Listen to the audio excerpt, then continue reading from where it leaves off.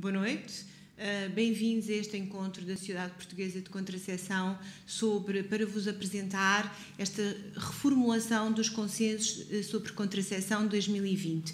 Foi um projeto difícil, que levou algum tempo.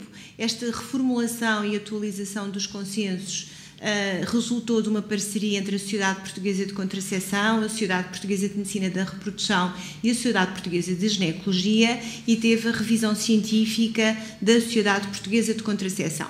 Assim, aquilo que nós hoje vamos falar nesta reunião e neste encontro é essencialmente o que é que há de novo nestes consensos de 2020.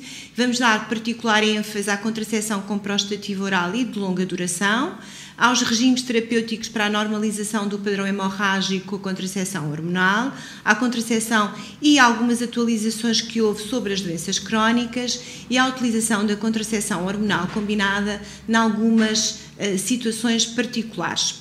Para vos falar destes diferentes pontos que nós vamos abordar, estarei eu, o meu nome é Fátima Palma, vai estar o Dr. Joaquim Neves e a Dra. Filomena Sousa e a Dra. Teresa Bombas, que não está aqui perto de nós, mas está em Coimbra e que também irá participar. Como particularidade, somos todos membros da direção da Sociedade Portuguesa de Contracepção e estamos muito contentes por podermos finalmente lançar este projeto que foi um projeto que foi fruto de muito trabalho.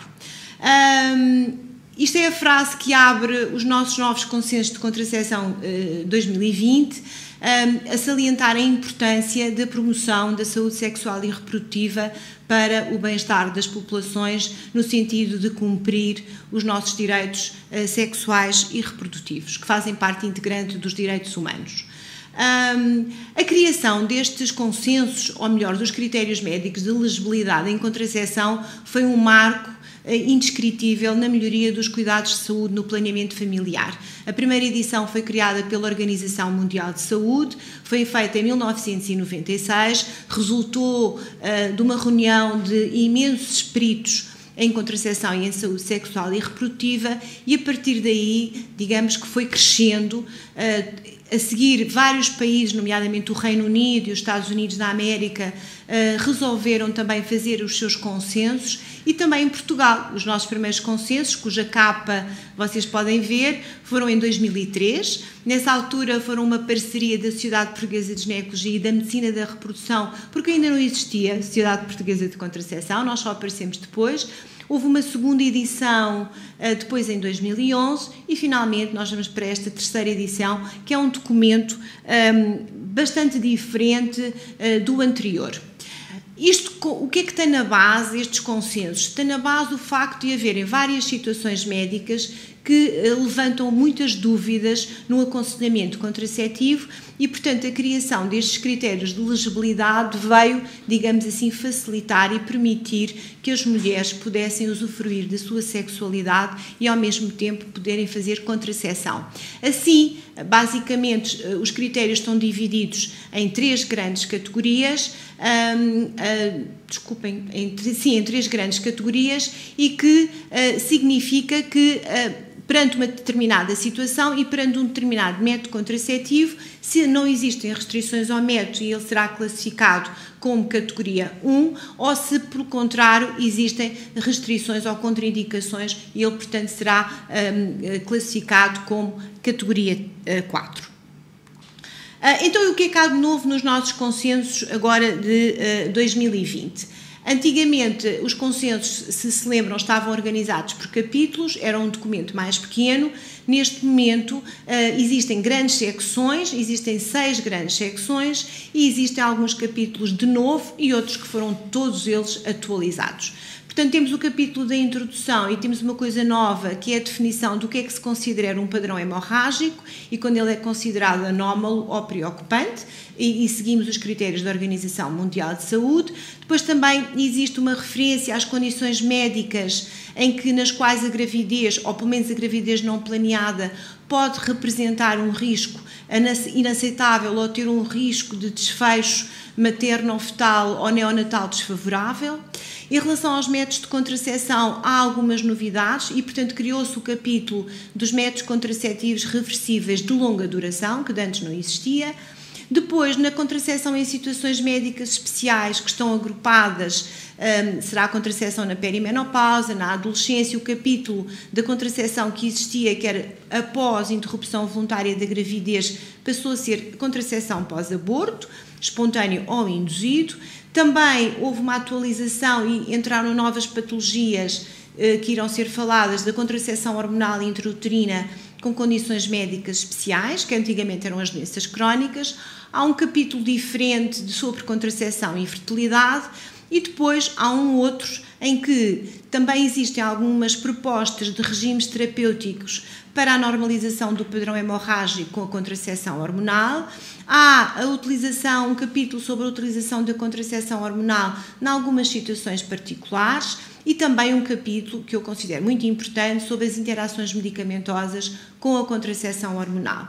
E para finalizar, também foram criados alguns anexos. Nós só tínhamos o anexo da listagem dos contraceptivos que estavam disponíveis em Portugal, e agora temos também a listagem dos contraceptivos que estão disponíveis no Serviço Nacional de Saúde, e além disso existe também um anexo com legislação vigente no âmbito da saúde sexual e reprodutiva. Em relação à definição do padrão hemorrágico, portanto, aquela que foi utilizada são os ciclos de 90 dias e a definição da Organização Mundial de Saúde, e que muitas vezes estas alterações do padrão hemorrágico que acontecem principalmente com os métodos só comprestativos e alguns métodos de longa duração comprestativos têm tornado e tem sido difícil muitas vezes de controlar e de perceber, de maneira que criou-se então esta definição. Então, se o padrão hemorrágico é previsível, é porque existe uma menstruação ou uma hemorragia de privação regular, ou no intervalo livre de contracepção ou durante a toma de placebo. A perda hemática frequente é aquela que ali está, portanto, se houver mais de 5 episódios de perda hemática num período de 90 dias. A infrequente é que há menos de 3 episódios de perda hemática no período de referência. A menorreia é que não existe nem perda hemática nem spotting no período de referência. A perda hemática prolongada é quando o padrão hemorrágico de hemorragia tem uma duração superior ou igual a 14 dias consecutivos ou intercalados. E o spotting, como o próprio nome indica, é um corrimento vaginal hemático escasso, sem necessidade de proteção higiênica ou então de uma proteção higiênica diária. E daí a grande importância de haver um incentivo a fazer o seu calendário menstrual e à escrita destas alterações para depois poderem ser avaliadas quando for nas situações de alterações deste padrão hemorrágico. Depois também se introduziu esta listagem de doenças, que são algumas condições médicas que a gravidez pode trazer um desfecho favorável, quer para a mãe, quer para o feto, quer depois para o recém-nascido, desde algumas doenças oncológicas, a doença trofoblástica gestacional, as diabetes tipo 1 com retinopatia, neuropatia, outras doenças vasculares, a obesidade mórbida, os transplantes de órgãos sólidos com menos de 2 anos, as situações de acidente vascular cerebral, o lúpus nas suas formas graves e não controladas, as mulheres sobre terapêutica teratogénica, que salientam cada vez mais a importância de uma contracepção eficaz. Em relação aos métodos contraceptivos, então o que é que há de novo nestes consensos? Em relação à contracepção hormonal combinada, provavelmente foi o capítulo em que houve menos diferenças. Aquilo que agora consta, o valerato de estradiol e o estradiol, que antigamente nos consensos de 2011 não existiam. Aquilo que nós sabemos é que o valerato de estradiol e o estradiol parecem ter menos efeitos metabólicos e um perfil de segurança maior e melhor que o etinilestradiol. De qualquer forma, e apesar de já terem passado alguns anos, ainda não existem estudos epidemiológicos robustos que venham confirmar estes dados. Já se sabe, por exemplo, que em termos de perfil trombótico, apesar de o valerato de estradiol estar associado ao Dianogest, parece ter um perfil idêntico aos prostativos de segunda geração, mas ainda são realmente necessários mais estudos.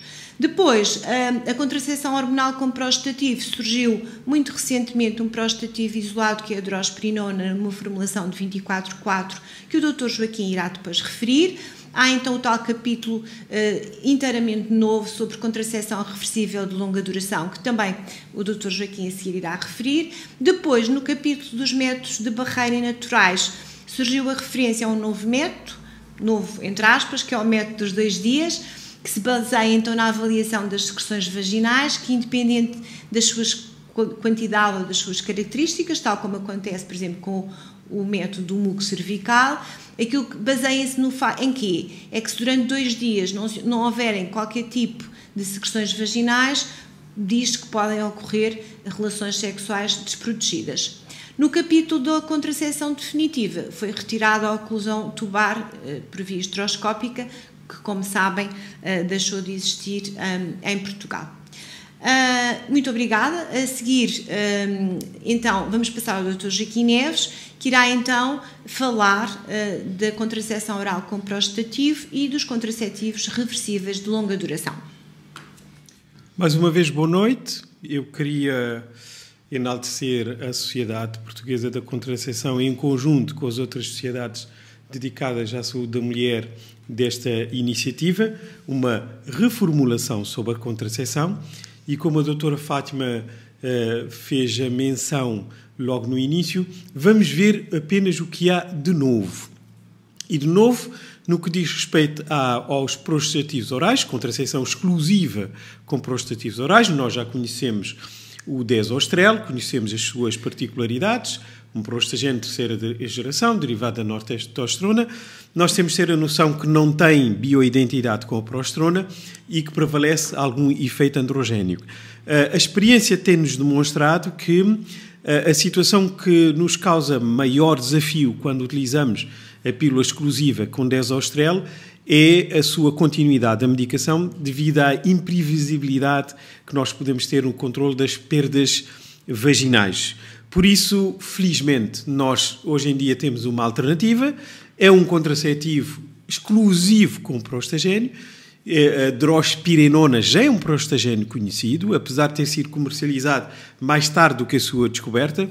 É um prostagénio da 4ª geração, é um derivado da espironolactona, tem uma enorme bioidentidade com a progesterona e com particularidades como o efeito antiandrogénico e anti-mineralocorticoide, com uma sobrevida em 30 a 34 horas, o que permite fazer uma formulação completamente diferente, é uma formulação contínua, mas que nós sabemos que existem 4 comprimidos que são placebo, precisamente no sentido de tentar manter aquilo que se pode designar de controle do ciclo, ou seja, controle das perdas vaginais, porque sabemos que existem mulheres que fazem questão de ter a sua perda regular, não propriamente menstrual, mas por a privação. E, por outro lado, este esquema de utilização também deriva da semivida que faz-nos flexibilizar em termos de ser restritos não às 12 horas de segurança. A experiência tem demonstrado, e por outro lado existem evidências comparativas entre os dois prostagénios em termos de formulação contraceptiva. A previsibilidade das perdas é muito maior quando nós utilizamos a contracepção com drospirenona. Vamos ver se na prática clínica realmente isso acontece, porque faz aumentar significativamente a continuidade e, como sabem, a continuidade na contracepção aumenta extraordinariamente a efetividade da mesma. Para qualquer mulher que deseja contracepção hormonal oral, eu chamaria mais atenção ainda, porque a área do tromboembolismo, infelizmente, continua a causar alguma preocupação nas próprias mulheres. Diariamente, quando nós discutimos contracepção, as mulheres hoje em dia já enaltecem os riscos e algumas focalizam mesmo na área do risco cardiovascular e do tromboembolismo. Nunca esquecer que o pós-parto é a condição clínica que mais se relaciona com o risco de tromboembolismo. Portanto, temos que desmistificar com as mulheres esse risco. E se elas realmente enaltecerem, temos aqui mais uma oportunidade, já tínhamos mais uma oportunidade para tentar fazer contracepção e desmistificar o risco de tromboembolismo. Em relação à limitação na utilização, essencialmente temos indutores enzimáticos em neurologia, com exceção da lamotrigina. Em termos de contracepção de longa duração, estamos a falar que uma contracepção que seja superior a 21 ou 28 dias. Classicamente, aquilo que nós conhecemos é a contracepção intrauterina e nós devemos passar a habituar a dizer contracepção intrauterina, porque temos diferentes alternativas de contracepção intrauterina. Temos a hormonal, a não hormonal.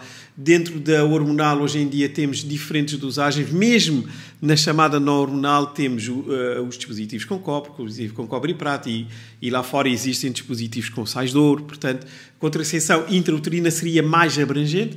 E temos os implantes subcutâneos. Em Portugal só temos um implante subcutâneo, mas existe um outro implante subcutâneo, que não é utilizado no nosso país. E temos o injetável de 12 em 12 semanas, que pode ser considerado como contracepção de longa duração. E prestar atenção que estes métodos, a sua eficácia é muito elevada.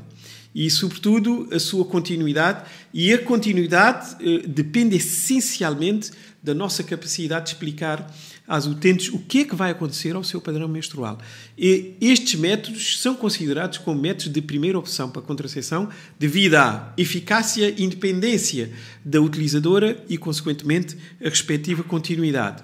Ora, em termos de eficácia contraceptiva intrauterina, será sensato nós, na prática, termos a noção que os dispositivos com levonorgestrel de 20 microgramas dia podem ser utilizados durante 7 anos. Devemos mantê-los, sobretudo se houver uma equidade das perdas que as senhoras apresentam, nós podemos manter seguramente durante 7 anos. Em relação aos dispositivos de cobre ou de mistura de metal, 10 a 12 anos é aquilo que é mais referido, mas a sua eficácia é muito longa. Em relação à eficácia da contracepção do implante subcutâneo, existe um texto que é desenhado por um grupo da OMS que se dedica à contracepção com o implante e que já define que podemos perfeitamente utilizar o implante durante 5 anos, desde que não haja nenhuma receio de parte da utente, e isso é uma prática, pessoalmente, que temos realizado. Ora, quanto à contracepção intrauterina hormonal, hoje em dia nós temos doses totais disponíveis completamente diferentes. Hoje em dia nós também conseguimos fazer contracepção intrauterina de baixa dosagem, com duração de 5 anos, 3 anos. Os 52 miligramas, por enquanto, é o que tem a experiência para utilização acima dos 5 anos. Nós vamos ver daqui a uns anos o que é que acontece às novas dosagens, se podemos estender ou não. Em relação à limitação da utilização, o DIU de metal ou o DIU hormonal tem limitações muito sobreponíveis. É evidente que nós não vamos utilizar em qualquer hemorragia uterina se há suspeita de uma patologia orgânica grave, se há distorção da cavidade uterina, não é indicação, se existe uma doença neoplásica do aparelho genital e se existem infecções pélvicas ativas, como a cervicite purulenta, doença inflamatória pélvica, portanto, muito similar em relação ao DIU hormonal e o DIU de metal. Quanto à contracepção subcutânea, estamos essencialmente a falar de indutores enzimáticos na neurologia, voltamos a ter a exceção da lamotrigina. Em relação à doença provocada pelo VIH, o fármaco que é mais referido é o efavirenz, que inclusivamente faz diminuir a concentração circulante do etonostrel. E é preciso ter precaução, não é contraindicação. Nas mulheres que têm cefaleas de aura persistentes, porque for uma situação transitória e resolvida, não há necessidade de haver nenhuma precaução. Muito obrigado. Antes de passarmos à doutora Teresa, queria só lembrar às pessoas que nos estão a ver que podem ir colocando questões. No final vamos ter um curto espaço de tempo para responder. E vamos então passar à doutora Teresa, em Coimbra. Ela vai-nos falar então sobre a parte destas opções terapêuticas no controle das hemorragias no contexto da terapêutica da contracepção hormonal e também de algumas novidades na parte das doenças crónicas. Muito obrigada, Fátima. Boa noite a todos. Quero felicitar a Sociedade Portuguesa de Contracepção por esta iniciativa e todas as outras sociedades que colaboraram. Este foi um projeto longo, demorou imensos anos a ser concretizado, é um facto, envolveu muita gente e teve a colaboração de muita gente e muitas horas de trabalho e, portanto, a todos os colegas que participaram, o nosso obrigado. Então, cabe-me a mim abordar aqui algumas questões novas no nosso consenso e, portanto, num dos últimos capítulos que a doutora Fátima vos falou, que é um capítulo novo, Da mesma forma que nós falámos de padrão hemorrágico com a contracepção hormonal, padrão hemorrágico normal e padrão hemorrágico anormal, quisemos deixar aqui mais ou menos representado para que fosse uma guia de orientação para os profissionais de saúde, o que devemos fazer, portanto, quais são os regimes terapêuticos que devemos utilizar para a normalização do padrão hemorrágico com a contracepção hormonal. Este é um problema que nós temos, que é transversal aos vários tipos de contraceptivos hormonais que temos, e muitas vezes conseguirmos controlar a perda hemorrágica, vamos garantir a continuidade do uso desse método. E, portanto, num dos últimos capítulos, vamos encontrar as opções terapêuticas para as mulheres utilizadoras de contracepção hormonal com perda hemática problemática e vamos encontrar para as utilizadoras de contracepção combinada, de prostativo isolado e de métodos de longa duração com prostativo. Então, em relação às utilizadoras de contracepção hormonal combinada, não há grandes novidades, apenas sintetizarmos aquilo que era uma prática de cada um de nós, mas sempre com doses diferentes e com algumas orientações muito próprias e, portanto, nós fizemos uma revisão sobre aquilo que estava previsto nestas situações. E, de facto, existem 3 opções, no fundo, que é manter a contracepção por 3 meses, porque estas perdas às vezes são preferenciais ou mais frequentes nos primeiros meses de utilização, sobretudo quando estamos a falar de contraceptivos combinados com doses de 15 ou de 20. Em alternativa, para além deste período de 3 meses de utilização, quando a perda se torna persistente, aumentamos a dose de dietilestradiol, obviamente se não houver contraindicações, e não existe qualquer evidência científica de que a mudança do prostativo ou o aumento da dose de prostativo possa melhorar no controle do ciclo.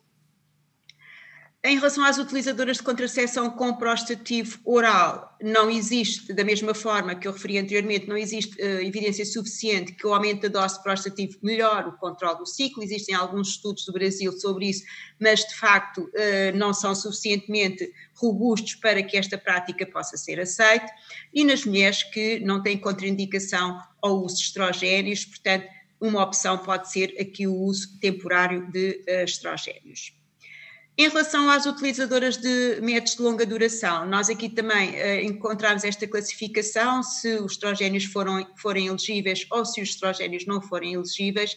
Sabemos que é neste capítulo que o controle do ciclo é mais difícil, que as medidas terapêuticas são mais ineficazes e que podem levar à descontinuidade do método, com custos que se tem para o sistema de saúde e custos pessoais para as utilizadoras, obviamente.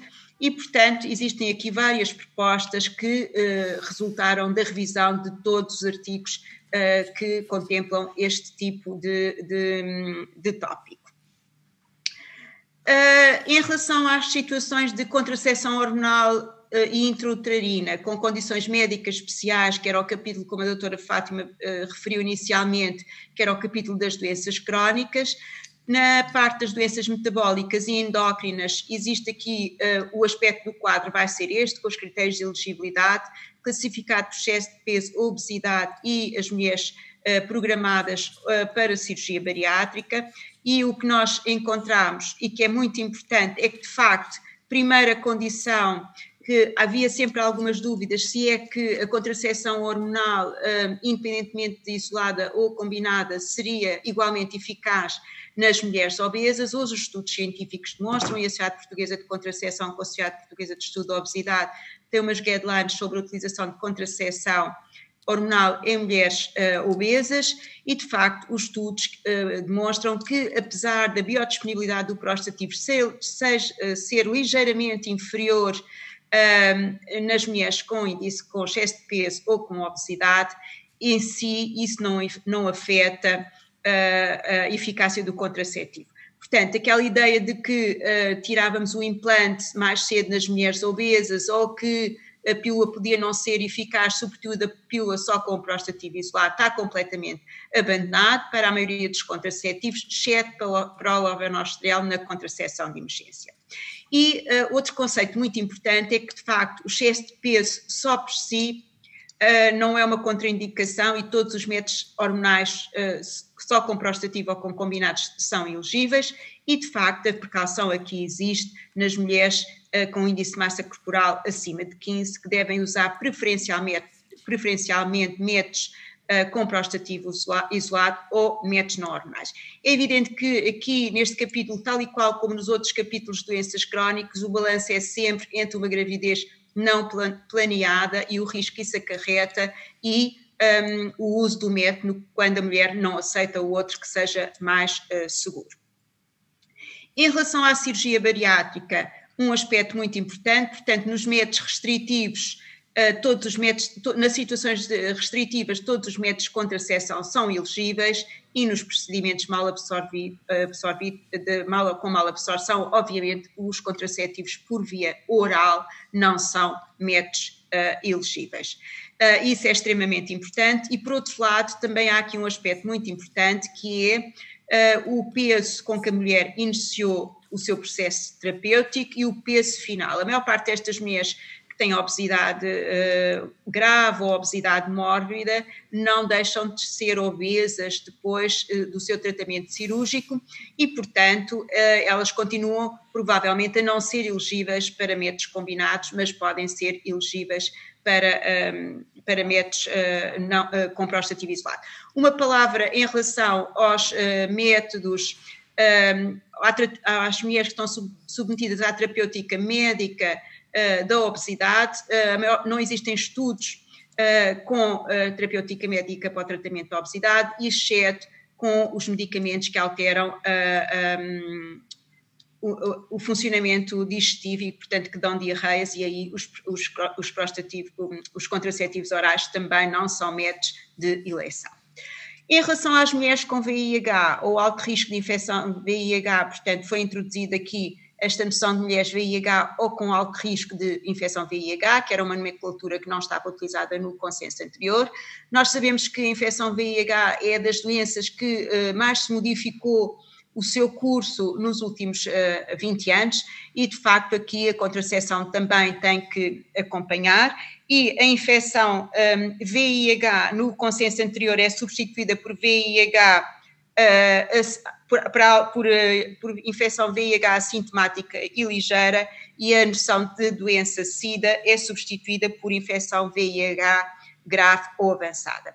Existe aqui um terceiro e quarto grupo de mulheres incluídas, são as mulheres com alto risco de infecção VIH, no qual todos os métodos de contracepção são elegíveis. Durante muito tempo havia dúvida se estas mulheres seriam elegíveis ou não para o prostativo injetável, porque havia alguns estudos que diziam que parecia haver um aumento de risco de infecção VIH nas mulheres utilizadoras de prostativo injetável. No nosso país este grupo não é muito grande, mas temos muitas mulheres que vêm dos países africanos e que são mulheres que vivem em lugares onde a prevalência de infecção VIH é muito elevada e que são utilizadoras de prostativo injetável.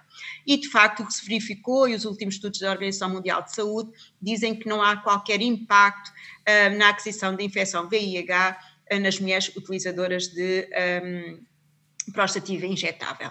O outro grupo importante são as mulheres com infecção VIH ligeira ou assintomática ou infecção grave, mas são as mulheres que estão a fazer terapêutica retrovírica e, de uma maneira geral, também há aqui uma noção de que a maioria dos contraceptivos são elegíveis nestas situações. Isto aqui, portanto, eu já vos falei nesta questão, que a maior parte das mulheres com infecção VIH são elegíveis para todos os métodos, que não existe interferência dos retrovíricos utilizados para a profilaxia pós-exposição e pré-exposição com os contraceptivos hormonais e, portanto, também já falámos aqui na questão do impacto dos contraceptivos na aquisição ou desenvolvimento da doença e, de facto, isso não se verifica. E em relação à terapêutica retrovírica, de facto, na maior parte dos medicamentos utilizados hoje, todos os contraceptivos são elegíveis. Em alguns contraceptivos, e o Dr. Joaquim já vos falou nisso, de facto pode haver algum efeito, mas a maior parte, esse impacto não é grande sobre a fertilidade e, portanto, de uma maneira geral, todos os retrovíricos são considerados classe 1 ou 2 da Organização Mundial de Saúde. Em relação a um dos contraceptivos que o Dr. Joaquim em relação a um dos medicamentos que o Dr. Joaquim já vos falou, que é o Ifiravenza, de facto, ele é categoria 2. Havia muitos estudos que diziam que poderia haver alguns problemas relativamente à utilização não só dos contraceptivos combinados, mas também do implante. O que os estudos consideram é que, de facto, o implante é um método de contracepção muito eficaz e, portanto, havendo algum impacto na função do prostativo, ele não é significativo e que se traduza num aumento do número de gestações. E, portanto, devemos balançar o risco-benefício e a Organização Mundial de Saúde preconiza para a utilização que este medicamento seja de categoria 2. Em relação às doenças cardiovasculares, há alguma diferença, sobretudo nas situações de hipertensão controlada e não controlada. Portanto, aparece esta classificação da hipertensão que não aparecia no consenso anterior, e o importante é que nos documentos de base deste consenso, quer da Organização Mundial de Saúde, quer nas recomendações americanas, a maior parte das mulheres com hipertensão controlada e sobre medicação são categoria 3 para a utilização de contracepção hormonal combinada.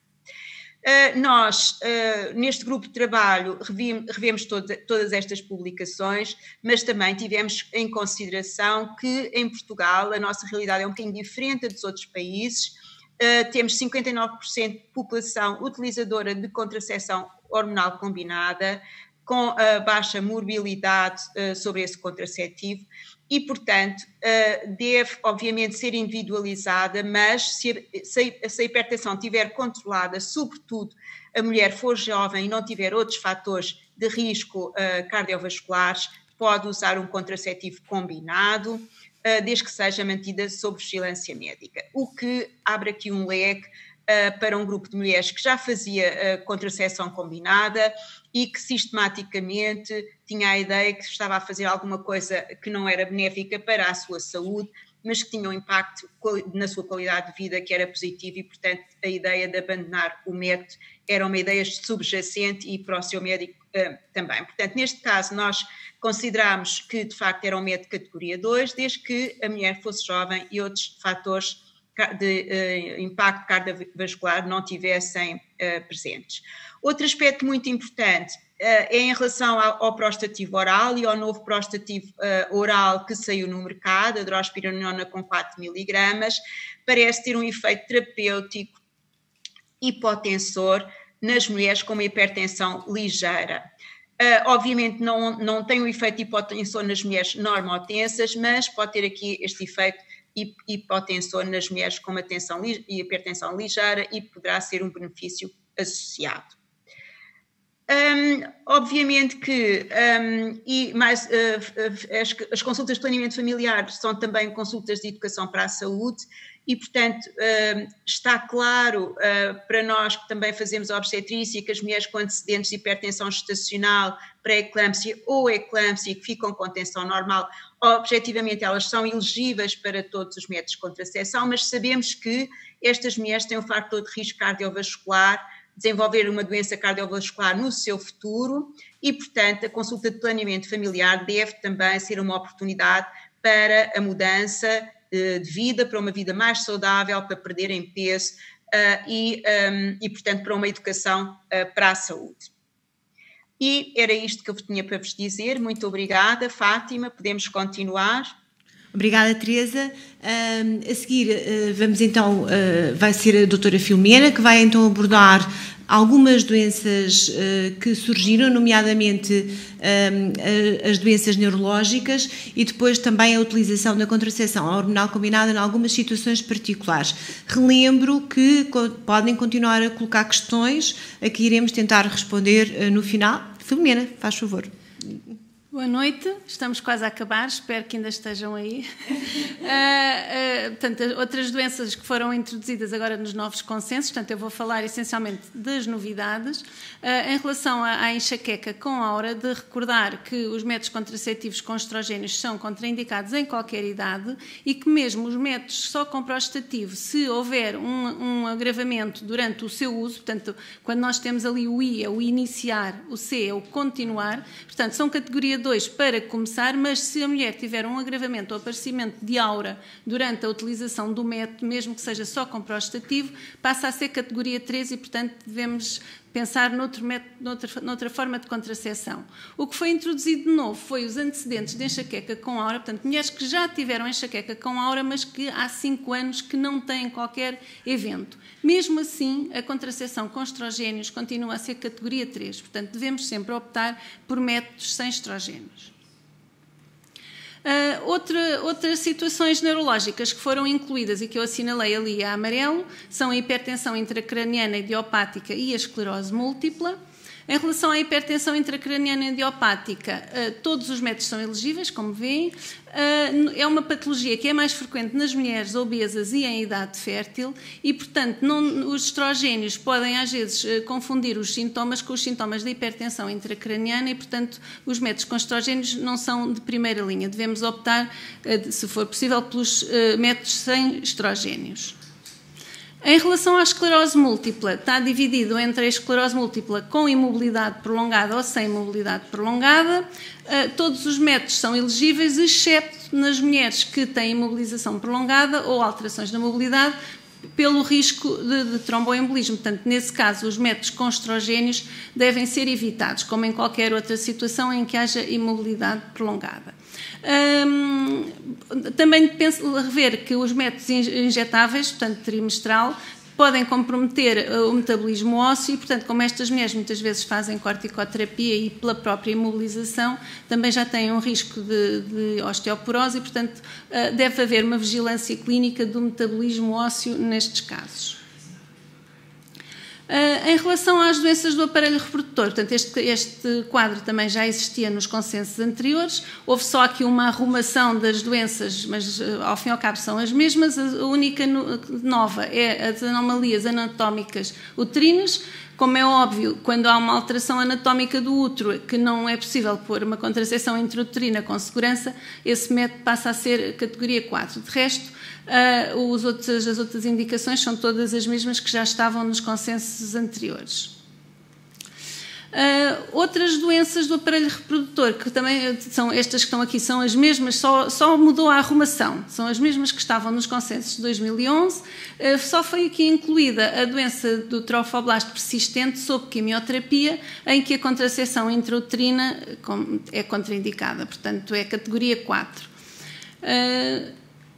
Em relação às cervicites, portanto, às infecções de transmissão sexual, incluímos aqui estas 4 situações. A cervicite purulenta, a infecção, a clamídia ou a gonorreia, em que a contracepção intrauterina é categoria 4 para iniciar. Claro que ninguém vai colocar um dispositivo intrauterino numa mulher com uma cervicite ou com uma infecção conhecida, a clamídia ou a gonorreia, mas podemos fazer a colheita no mesmo dia em que se coloca o dispositivo, quando não sabemos que ela tem a cervicite, e depois, mais tarde, vir a tratar essa infecção. Quando descobrimos que a mulher já tem o dispositivo e tem uma infecção, a clamídia ou a gonorreia, não há qualquer necessidade de retirar o dispositivo. Trata-se e, portanto, é considerado uma categoria 2 para continuar o uso do método de contracepção intrauterina.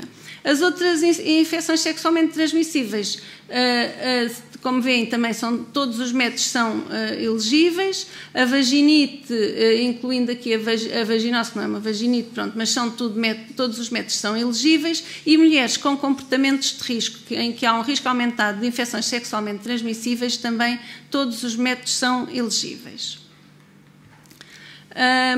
Portanto, isto aqui só para reforçar que o diagnóstico de uma cervicite não implica a descontinuação da contracepção intrauterina. E aqui também, isto já estava nos consensos anteriores, não é nenhuma novidade, que quando é diagnosticada uma doença inflamatória pélvica numa mulher que está a utilizar contracepção intrauterina, não é necessário tirar logo o dispositivo, devemos fazer o tratamento e só se ao fim de 48 horas não houver melhoria é que se recomenda retirar o dispositivo. Um outro capítulo que vai ser introduzido nos nossos novos consensos é a utilização da contracepção hormonal combinada em situações particulares. Depois esse capítulo terá lá os pormenores, eu não vinha hoje aqui dizer os pormenores todos, mas, portanto, as situações que foram contempladas foi numa viagem prolongada, portanto, uma mulher que está a fazer contracepção hormonal combinada e que vai fazer uma viagem de mais de 6 horas, agora infelizmente quando passar o Covid, não está recomendada fazer profilaxia com heparina de baixo peso molecular, mas deve-se recomendar que a mulher se mobilize com frequência durante a viagem e que se hidrate muito bem. A mesma coisa para situações de viagem com alteração do fuso horário, em que o intervalo de 24 horas na contracepção oral tem que se manter. Portanto, a mulher tem que ver em que horas é que estava a tomar quando estava em Portugal e depois a que horas é que tem que tomar quando estiver no país de destino, e sempre com 24 horas de intervalo. Em zonas de elevada altitude também há uma certa tendência para a hemoconcentração, portanto há uma hemoconcentração, tem que se recomendar sempre uma hidratação, evitar estar muito tempo parada e de resto podem manter os métodos que estavam a usar antes, inclusive a contracepção hormonal combinada. Durante períodos de imobilização prolongada, por exemplo, por um acidente ou por uma cirurgia major, aí sim temos uma recomendação. Se for uma cirurgia menor, de menos de 30 minutos e que não implique muito tempo de imobilização, não é necessário suspender a contracepção hormonal combinada. Quando se a mulher vai ser submetida e sabe com antecedência que vai ser submetida a uma cirurgia eletiva major, recomenda-se a suspensão da contracepção hormonal combinada 4 semanas antes. Na prática, as cirurgias são marcadas com intervalo inferior e, portanto, nem sempre se consegue suspender a contracepção hormonal combinada. E, além disso, as mulheres, quase todas hoje em dia, fazem tromboprofilaxia de acordo com o score de Caprini e, portanto, se não tiver suspendido a contracepção hormonal combinada, não será grande problema. Temos que sempre pensar que podemos substituir a contracepção hormonal combinada por outro método altamente eficaz e sem os riscos de tromboembolismo e incluindo o prostativo oral. Muito obrigada. Muito obrigada a todos. Não queria deixar de agradecer a todos os colegas das diferentes sociedades, portanto das 3 sociedades que participaram na elaboração deste documento. Foi um trabalho árduo. Também não queria deixar de agradecer a quem possibilitou que hoje pudéssemos fazer este lançamento, entre aspas, online, que foi a Bayer e a Gideon Richer, e com o apoio aqui da Moody Convénios. E muito obrigada a todos. O que é que eu gostaria de dizer para além disso? Já recebemos algumas questões que vamos responder. Se calhar penso que algumas já foram respondidas ao longo destes esclarecimentos e destas breves noções do que é que podem encontrar no novo documento dos consensos. Uma das questões que nos está aqui a ser posta é quando isto vai aparecer, isso vai estar disponível online, vai estar disponível também em papel e vai estar disponível quando estiver online para download. Pensamos que para leitura de férias de verão, lá para o início de agosto. E agora vamos então aqui às questões, e muito obrigada aqui ao Dr. Joaquim, à Dra. Filomena, à Dra. Teresa, por terem disponibilizado o seu tempo, para além de todo aquele trabalho que já está por trás nos bastidores, para podermos hoje fazer esta reunião. Estão a surgir aqui algumas questões, e se calhar vou começar aqui com a Dra. Teresa. Tem aqui um colega que nos pergunta se uma mulher com 6 perdas hemáticas em 90 dias, se é considerado normal ou se deve ser considerado uma hemorragia irregular. Nós também, há aqui um aspecto muito importante que é a noção de subjacente. Obviamente que nós temos que classificar as perdas para podermos ter alguma maneira de as descrevermos, basicamente, mas há aqui uma noção que temos que ter daquilo que é aceitável para uma mulher e não é aceitável. Do ponto de vista prático, as 6 perdas em 90 dias significa, se são perdas, depende, não é? São 6 perdas num período de 90 dias só no primeiro mês ou são 6 perdas ao longo de 3 meses? Se forem 6 perdas ao longo de 3 meses e que esse contraceptivo já tenha sido utilizado, já esteja a ser utilizada há mais de 3 meses com um padrão hemorrágico completamente diferente do padrão atual, portanto, destas perdas. Devemos, por um lado, ver se existe patologia endometrial e, no caso da ausência de patologia endometrial ou patologia uterina, nós devemos avançar com a terapêutica, sim. Ok, então agora, Dr. Joaquim, estão aqui algumas questões sobre os métodos contraceptivos reversíveis de longa duração. Uma delas eu penso que foi respondida, a resposta já foi dada. Está aqui uma interferência entre o índice de massa corporal, nas mulheres que têm um índice de massa corporal superior a 30, se também se pode prolongar o uso do implante. Eu penso que é perfeitamente aceitável. Aliás, a Teresa foi muito clara num quadro que apresentou em relação ao índice de massa corporal e chamando a atenção que não há nenhuma influência na eficácia contraceptiva do índice de massa corporal. Podemos perfeitamente fazer a extensão no caso do implante para os 50. Doutor Joaquim, já que estamos aqui no implante, temos aqui outra questão que é relacionada com o peso, o aumento de peso e o implante. Há uma colega que eu penso que é de Medicina Geral e Familiar, que diz que tem alguma experiência de haver um aumento de peso com o implante, mas que já tive algumas conversas com ginecologistas e que dizem que aparentemente isso não acontece. Ela gostava que comentasse. Olha, eu iria desafiar quem trabalha na área da contracepção, em todos os métodos contraceptivos devia fazer uma boa monitorização do método. Nós temos feito isso no hospital onde eu trabalho e por 2 vezes chegamos à conclusão que o aumento de peso não é o principal motivo para as senhoras deixarem de utilizar o implante. 10% das mulheres que nós colocamos o implante manifestam um aumento de peso. Portanto, e por outro lado, já tive uma aluna na faculdade que fez uma revisão bibliográfica nessa área e realmente a alteração do estilo de vida é que interfere substancialmente no aumento de peso. É evidente que se nós tivermos documentação que há um aumento exponencial do peso ao longo da utilização, não podemos estabelecer uma casualidade, mas eu diria mais estilo de vida do que propriamente a influência da contracepção. Atenção que pode haver aumento de peso mesmo utilizando um dispositivo hormonal. Ok, Fátima, posso só acrescentar uma coisa? Claro. Então, na última revisão que a Associação de Contracepção fez com a Sociedade Portuguesa para o Estudo da Obesidade, esta questão levantou-se, que era o impacto dos contraceptivos no peso, e de facto, porque era uma ideia da população em geral, das mulheres e de médicos de outras especialidades, os estudos não demonstram isso, demonstram que ao fim do ano a maioria das mulheres não aumenta de peso, mas não nos podemos esquecer que existe uma grande variabilidade individual na resposta às hormonas. Eu concordo com o Joaquim, a maioria das mulheres modifica o estilo de vida, mas pode haver um grupo, sim, algumas mulheres que podem aumentar de peso ou diminuir de peso. E objetivamente nós temos um leque de contraceptivos grande e, portanto, se a mulher está insatisfeita, podemos efetivamente promover um estilo de vida saudável e mudar o peso. Portanto, ao mesmo tempo, não é lícito da nossa parte dizer não, isso é completamente mentira, as mulheres não aumentam de peso, porque nós sabemos na nossa prática clínica que uma outra mulher vai ter um impacto de peso.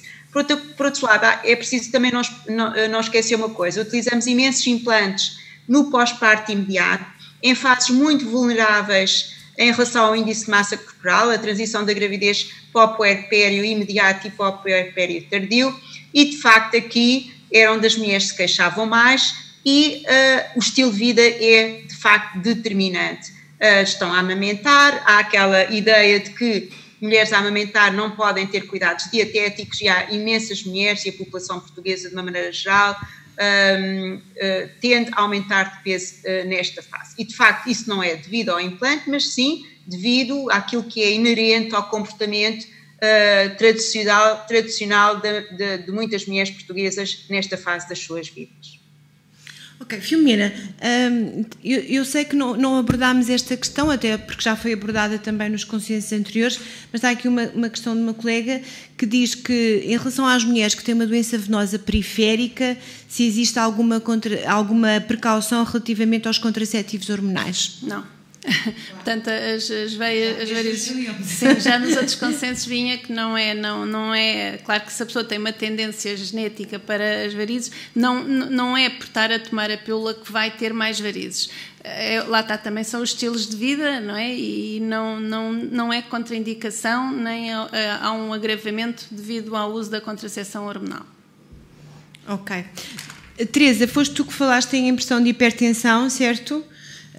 Pronto, então está aqui uma questão, havendo uma mulher com uma hipertensão controlada, com menos de 35 anos, a pergunta é, podemos utilizar contracepção hormonal combinada desde que se faça vigilância da tensão arterial antes da consulta e depois? E se houver uma reavaliação, essa reavaliação basta ser anual ou necessita de ser mais frequente?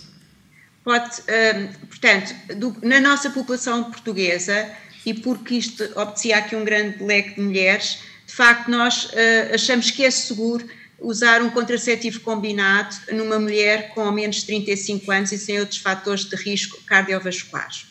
Para isso, podemos ter algum critério na escolha, quer na dose do etinilestradiol e usar as doses usar formulações com menos dose possível. Entram também aqui os estrogénios naturais, que sabemos que têm menos impacto cardiovascular. Em mulheres normotensas, os contraceptivos combinados não aumentam a tensão. Portanto, nas mulheres hipertensas, a introdução de um contraceptivo combinado, sobretudo se o prostativo for um prostativo antiandrogénico, de facto pode haver aqui alguma alteração. O que nós recomendamos é que esta mulher, ao fim de 3 meses do uso do seu contraceptivo, seja reavaliada e se todas as condições de saúde se mantiverem, pode ser reavaliada calmamente uma vez por ano. Ok. Vamos voltar aqui um bocadinho ao assunto do implante, até porque isto tem levantado algumas questões. Eu ia pedir aqui ao Joaquim para comentar, se bem qualquer um de nós pode comentar. Então é uma colega que diz, no RCM do implante está escrito que o implante não NXT deve ser removido ou substituído não mais do que 3 anos após a inserção. Mesmo assim, nos cuidados de saúde primários, podemos assumir só retirar aos 5 anos e assumir o risco dos 2 anos que não constam no RCM, que isto é uma questão que nos põe muito correntemente e muito frequentemente nas nossas reuniões. Joaquim. Eu posso tentar responder. Como eu disse, há um documento que é publicado na Women Reproduction e que facilmente as pessoas podem ter acesso e que, como eu disse, é do consórcio da OMS que se dedica a esta área.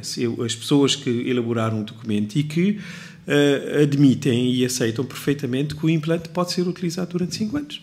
Portanto, não devemos limitar-nos apenas ao RCM, ou seja, até a própria empresa pode não estar interessada em colocar no RCM, que existem evidências que demonstram que o implante pode ser utilizado por mais de 5 anos. Temos um documento científico que demonstra isso. Tal como em relação aos dispositivos de libertação, por exemplo, nós temos evidências científicas publicadas que demonstram que a sua eficácia contraceptiva prolonga-se para 7 anos.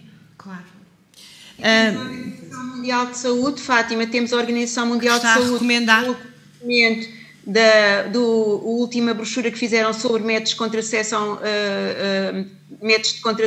que foi publicada em 2018 e que é publicada para o mundo inteiro e, portanto, onde milhões de mulheres são utilizadoras de implante e que, de facto, já determina que o implante possa ser utilizado com segurança por 5 anos. Portanto, estamos a falar de uma população muito diferente da nossa, não é? A população que está apoiada pela Organização Mundial de Saúde, estamos a falar de países com mulheres essencialmente muito jovens, onde a taxa de fertilidade é muito elevada e, portanto, se não houvesse uma evidência científica robusta de que o implante era eficaz por um período de 5 anos, estamos todos convencidos, nós que trabalhamos em contracepção, que a Organização Mundial de Saúde não ia publicar esta referência, esta recomendação, a menos que tivesse dados muito objetivos de que isto representava segurança e efetividade.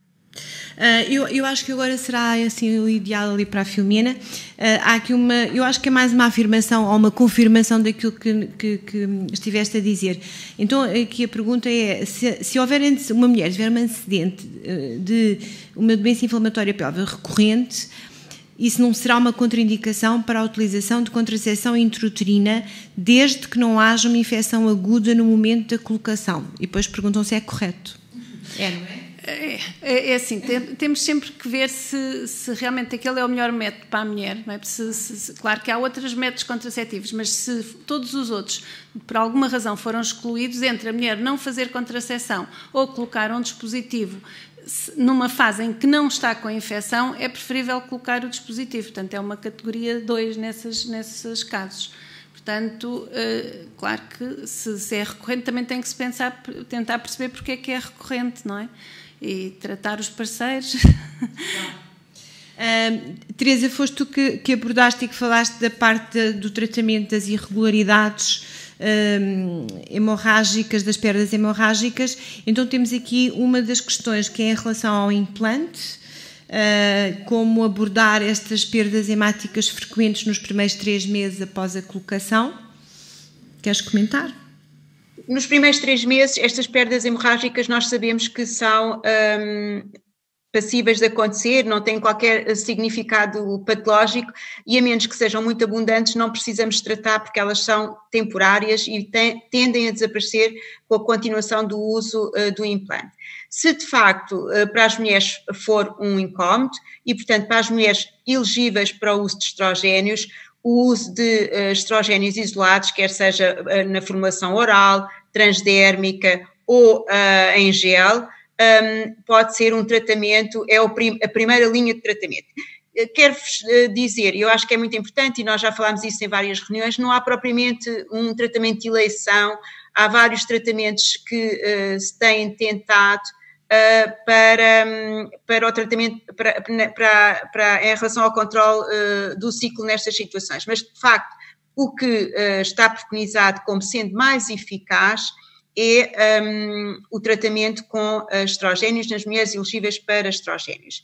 Nas mulheres não elegíveis para estrogénios, há alguns estudos, sobretudo os brasileiros, com a utilização de um prostativo, portanto, no fundo, aumentar a dose dos prostativos, parecem promissores, mas ainda são estudos pequenos, e, de facto, o que está preconizado entre nós é a utilização da doxaciclina, e que a doxaciclina vai ter aqui um efeito a nível das proteases endometriais e que parece melhorar o padrão hemorrágico nas utilizadoras de implante. Ok, tem aqui mais algumas questões, uma delas é se existem algumas novas indicações em relação às falhas no uso dos métodos contraceptivos, não sei se estou a perceber muito bem, mas as indicações em relação às falhas não houve nada que se tenha modificado, eu não sei se percebo muito bem esta pergunta. Se reportam às indicações para a contracepção de emergência, de facto não houve aqui grande modificação em relação às indicações para a contracepção de emergência e no consenso novo vai sair um quadro com os vários contraceptivos e os cuidados que tem que se ter com a utilização de cada um dos contraceptivos. Há aqui só uma noção que é uma noção relativamente recente e que já está também nas recomendações da OMS e do último consórcio, dos últimos documentos do Consórcio Europeu e Internacional para a Contracepção de Emergência, é que em relação ao uso do acetato lipristal, que atualmente é considerado a pílula de emergência mais eficaz e que é um OTC na maior parte dos países da Europa, a noção de quick start não é aplicável. Ou seja, o acetato lipristal faz um bloqueio dos receptores de progesterona e quando nós simultaneamente à administração do acetato do lipristal fazemos um quick start, ou seja, um recomeço imediato, um começo imediato da contracepção hormonal, estamos aqui a bloquear a eficácia do acetato do lipristal. E neste caso devemos ter um delay ou um atraso de 5 dias até recomeçar a contracepção hormonal. De resto, aquilo que está preconizado em relação ao número de dias de esquecimento de um contraceptivo ou ao número de dias de atraso de aplicação do PATS ou do anel vaginal, não houve nenhuma mudança, nem relativamente à questão das semanas, não é? Portanto, os esquecimentos são sobretudo importantes nos primeiros 7 dias da utilização do contraceptivo. Na segunda e terceira semana são impactantes esquecimentos superiores a 2 comprimidos, ou um delay de 2 dias na aplicação do selo. E na terceira semana, portanto, a mesma coisa, obviamente, e que aqui não precisamos de contracepção de emergência quando o esquecimento é inferior a 2 comprimidos, quer na segunda, quer na terceira semana. E na terceira semana o que podemos fazer, de facto, é a suspensão mais precoce do contraceptivo. Mas em termos de número de dias, neste momento está assente as 48 horas, a omissão dos 2 comprimidos. Bom, estamos a chegar ao fim do nosso tempo. Eu queria relembrar os colegas, primeiro agradecer por estarem ainda connosco e depois relembrar que é um documento de consulta, já recebemos mais questões, vai estar disponível em princípio nos finais de julho, início de agosto, e que muitas destas questões, algumas que nós não podemos responder, vão encontrar a vossa resposta se consultarem e usarem como documento de trabalho. Muito obrigada a todos mais uma vez e até à próxima.